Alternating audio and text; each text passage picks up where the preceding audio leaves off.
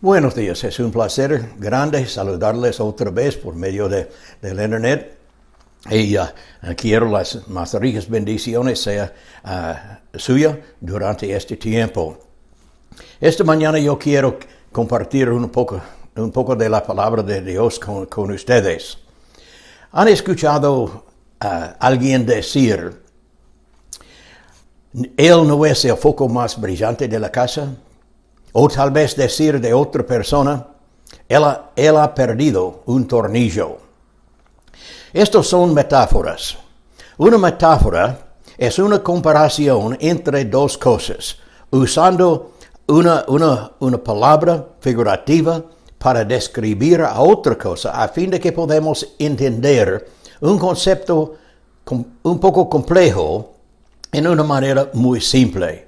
Y todos los lenguajes del mundo están llenos de metáforas. Usamos todos los días en nuestras conversaciones porque las metáforas saben dar ánimo o color a nuestras expresiones.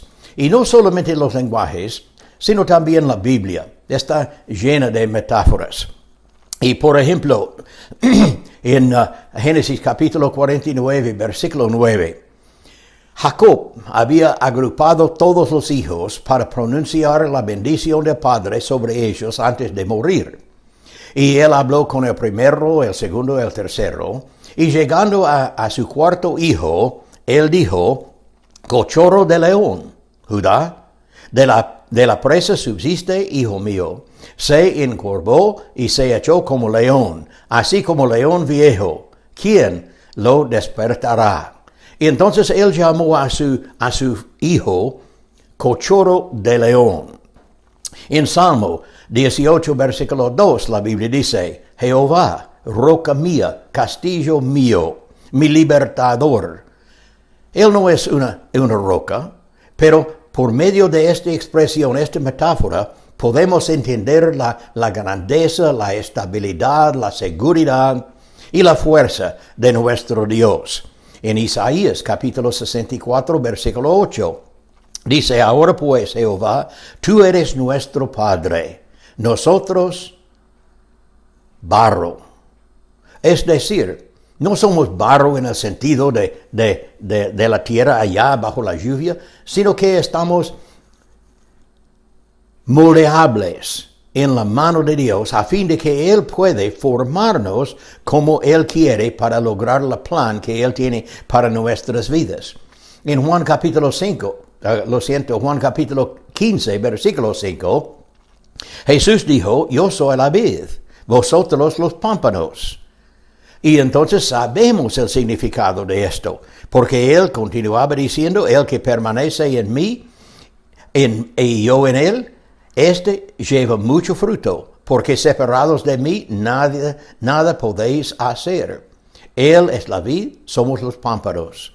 En 1 de Pedro, capítulo 5, versículo 8, sed sobrios y velad, porque vuestro adversario, el diablo, como león rugiente, anda alrededor buscando a quien devorar.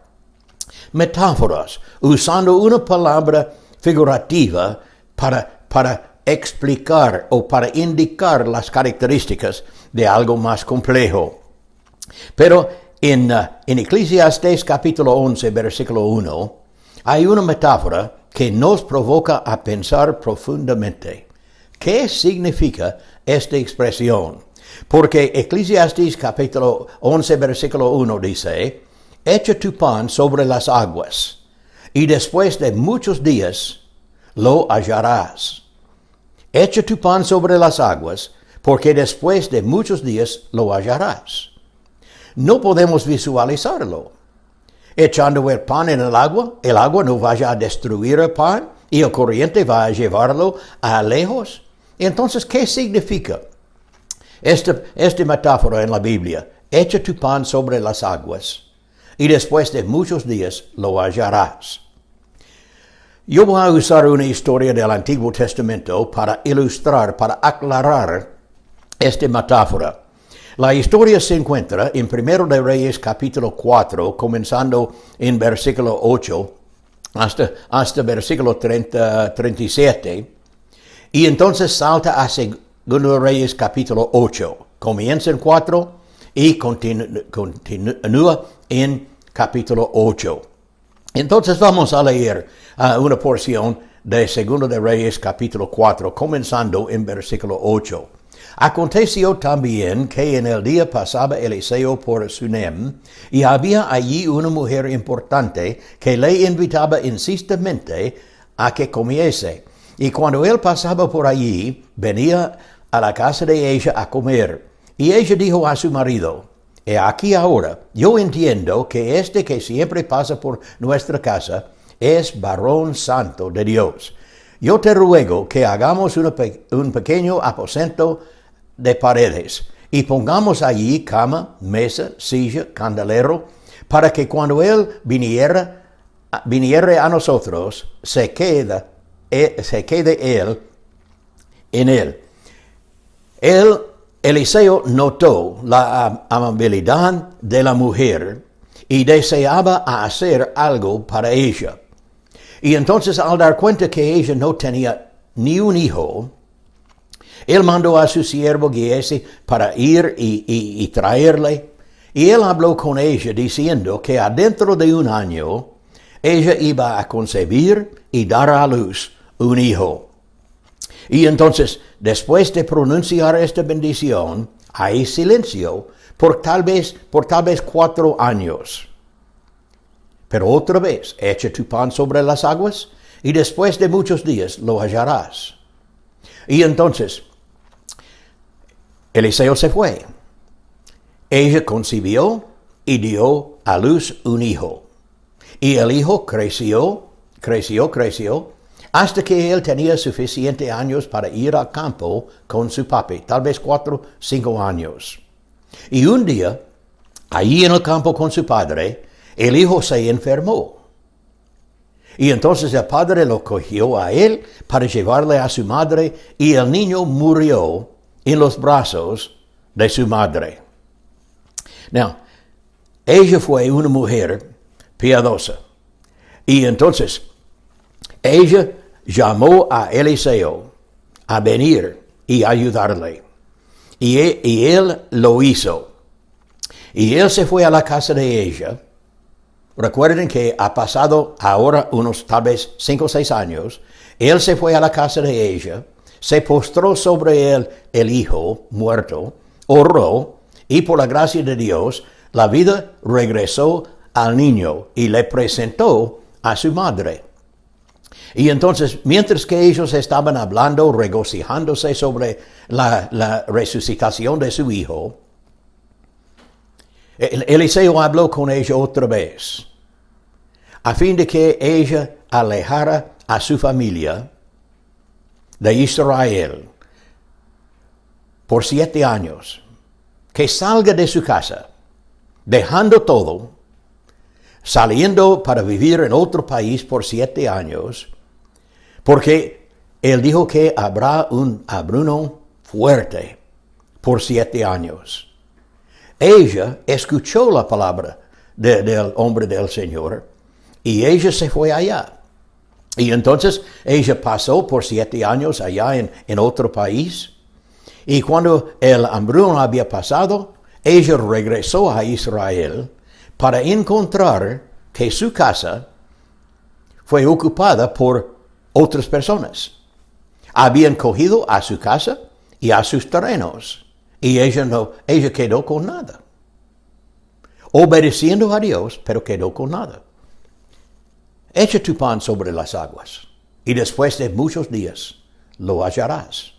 Ella quería apelar al rey para devolver los terrenos y la casa.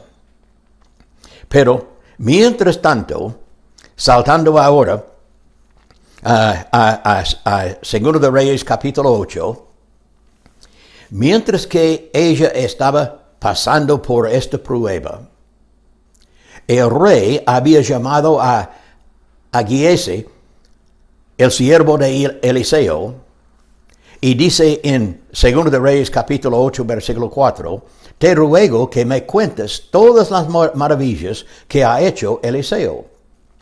Y mientras que Giesi recordó cómo Eliseo había hecho vivir al niño, la mujer entró en la presencia del rey.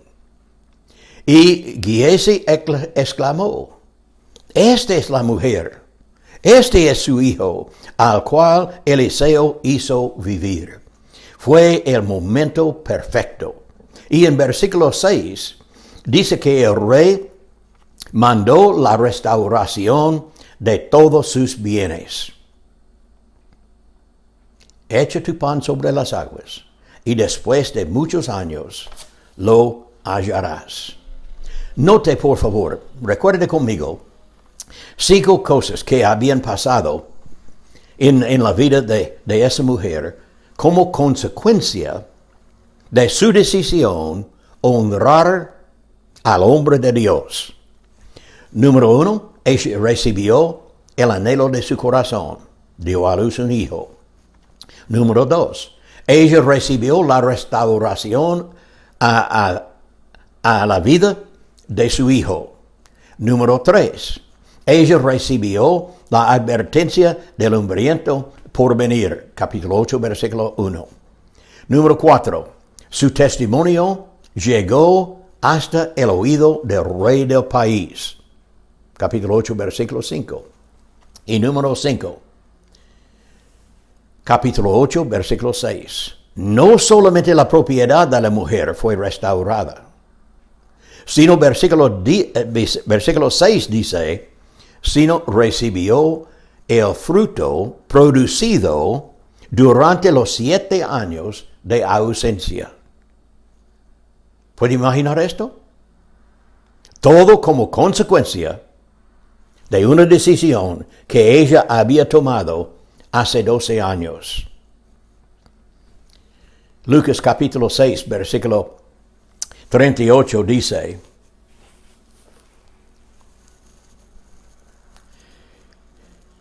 dad y os, no puedo leerlos con estos anteojos, lo siento, pero dice, dad y os será, y os dará, medida buena, apretada, remecida y rebosando, darán en vuestro regazo, porque con la misma medida con que medís, os volverá a medir. Y entonces, ese mismo principio en Lucas capítulo 6, versículo 38, que encontramos en Eclesiastés capítulo 11, versículo 1. Echa tu pan sobre las aguas, y después de muchos días lo hallarás. Dad, y os será dado. Y entonces, ¿cuáles son las lecciones que podemos aprender por medio de esta historia? Número 1, podemos aprender que Dios sabe los anhelos de nuestro corazón, aun cuando no estén expresados. Dios sabe los anhelos no expresados y manda gente a nuestras vidas en quien podemos confiar, con quien podemos hablar. Él sabe mandar personas especiales a nuestras vidas. Lección número 2. Lo que Dios comienza, Dios termina. Cuando ella se comprometió a Dios, Dios se le comprometió a ella también. Y entonces, Filipenses capítulo 1, versículo 6. Estando persuadido de esto, que el que comenzó en vosotros la buena obra, la perfeccionará hasta el día de Jesucristo. Dios sabe terminar lo que Él comienza. Él comenzó con ella cuando ella no tenía hijo, solamente un anhelo de honrar al hombre de Dios. Y a lo largo de los años, él estaba trabajando. Cuando el niño murió, durante el hambruno, preparando el corazón del rey, él estaba trabajando con ella todo el tiempo, porque lo que Dios comienza, él sabe terminar. Lección número 3. No hay sorpresas para Dios.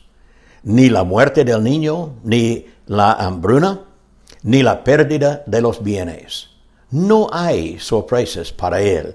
Isaías capítulo 46, versículo 9 al 10 dice, yo soy Dios y no hay otro Dios.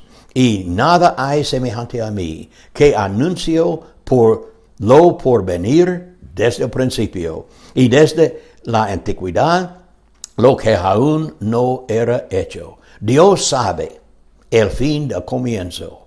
No hay sorpresas para él. Lección número 4.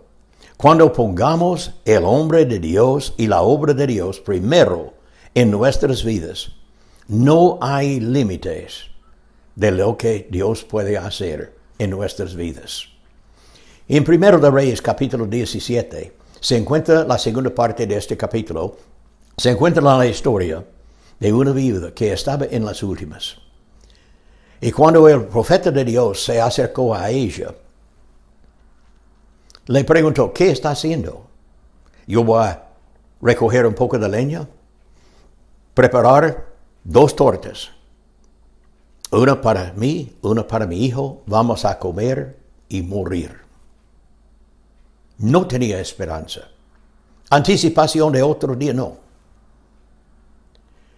En este contexto, el profeta habló con ella con las palabras mal entendidas. Él dijo, prepárame a mí primero. Y entonces, para usted y para su hijo. ¿Qué clase de hombre? Pero el profeta sabía muy bien los principios de Dios. Y los principios no se cambian. Ni en la pobreza, ni en la abundancia, los principios nunca se cambian. Él sabía que él tenía que sacar la atención de ella de sus problemas y poner la atención en lo que Dios podía hacer. Prepárame a mí primero. Gracias a Dios, ella tenía suficiente valentía para decir así. Ella preparó una torta para él y él comió, y ella comió y su hijo. Pero la harina ni el aceite disminuyeron, nada. Ellos comieron el siguiente día y no disminuyeron. Comieron otro día y otro día y otro día, hasta que la lluvia regresó y la prosperidad regresó a su tierra. No hay límites de lo que Dios puede hacer cuando nosotros sabemos ponerle a Él, su obra, su hombre, primero en nuestras vidas. Lección número 5. Lo que perdimos, obedeciendo a Dios, como la mujer perdió sus terrenos. Lo que perdimos obedeciendo a Dios, en realidad, no es una pérdida, sino es una gran bendición esperando a venir. ¿Puedo decirlo otra vez? Lo que perdimos obedeciendo a Dios, en realidad no es una pérdida, sino una gran bendición esperando a venir. Mateo capítulo 19, versículo 29 dice, y cualquiera que haya dejado casas o hermanas o hermanos, o padres o madre o mujer o hijos o terreno o tierras, por mi nombre, recibirá 100 veces más y heredará vida eterna. En Marcos capítulo 10, versículo 29, encontramos un poco más.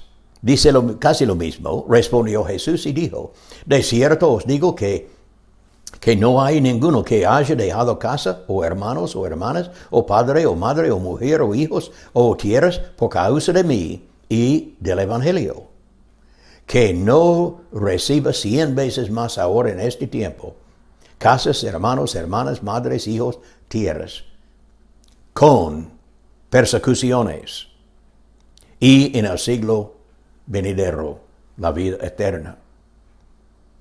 La vida no es fácil, y no va a ser fácil, aún en medio de obedecer a Dios. No es fácil, pero es la mejor, porque al principio no se cambia. Echa tu pan sobre las aguas, y después de muchos días lo hallarás. Yo estaba pensando el otro día en la mentalidad de nuestra generación. Estamos acostumbrados a satisfacción instantánea. Lo quiero y quiero ahora. Es como el hombre que oró a Dios.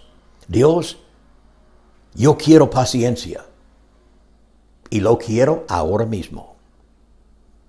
Pero Dios no trabaja así. Mirando esta historia, podemos ver la mano poderosa de Dios, las bendiciones increíbles en la vida de la mujer shumanita. Pero la historia no es una historia corta. Comenzó 1 año antes del nacimiento de hijo y continuaba unos tal vez 12, 14 años más tarde para leer la última parte de la historia de esta mujer. Dios sabe bendecirnos, pero Dios sabe hacerlo a su tiempo, a su manera, a fin de que Él puede recibir la honra y la gloria. Ahora, la tendencia de nosotros es agarrar todo posible y guardarlo con toda la fuerza. Lo siento. Es muy difícil negar nuestros instintos naturales y ser generoso. Pero eso es un tiempo excelente para probar la veracidad de la palabra de Dios. La Biblia dice, dijo en Malaquías capítulo 3, versículo 10, probadme ahora en esto, dice Jehová de los ejércitos, si no os abriré las ventanas de los cielos y derramé sobre vosotros bendición hasta que sobreabunde. Reprenderé también por vosotros el devorador y no os destruirá el fruto de la tierra. Él está diciendo, póngame a prueba y ver si es la verdad. La mujer, shumanita, ella probó la veracidad de Dios. Ella exaltó a Dios en su casa, en su vida, en sus decisiones a viajar. Ella exaltó a Dios en todos los aspectos de su vida. Y ella recibió su hijo. Ella recibió la resucitación de su hijo. Recibió la advertencia cuando era necesario para hacer un cambio. Recibió la devolución de sus terrenos. Y además de esto, como la yapa, Dios mandó a los que estaban ocupando la tierra darle a ella todo el fruto que había producido por los 7 años. La yapa que Dios puso encima de todo. Lucas capítulo 6, versículo 38, otra vez. Dad y se os dará medida buena, apretada, remecida y rebosando darán a vuestro regazo. Porque con la misma medida con que medís, os volverán a medir. Es tiempo para ser generosos.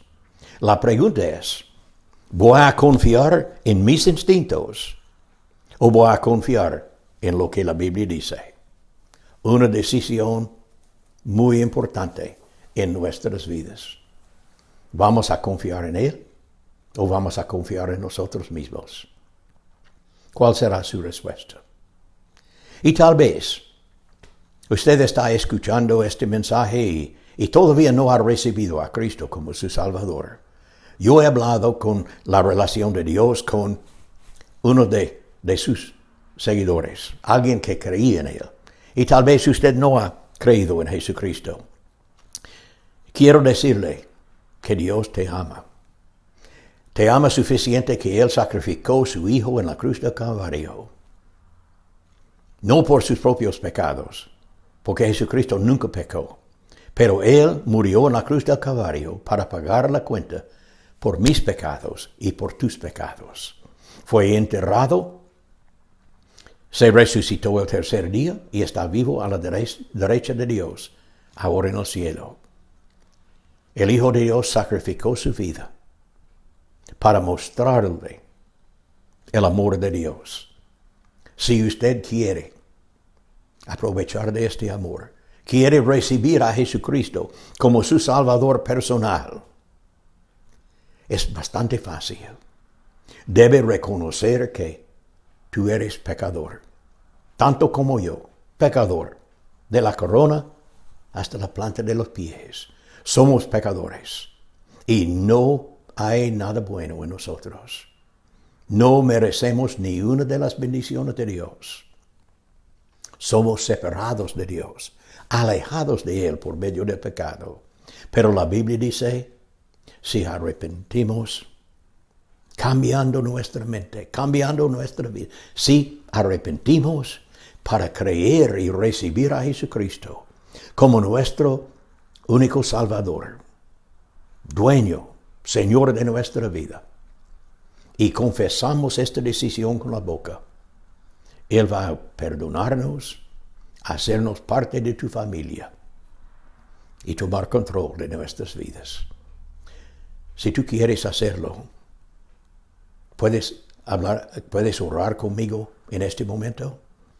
Mi Padre, venimos a tu presencia expresando nuestra gratitud por el sacrificio de Jesucristo en la cruz del Calvario.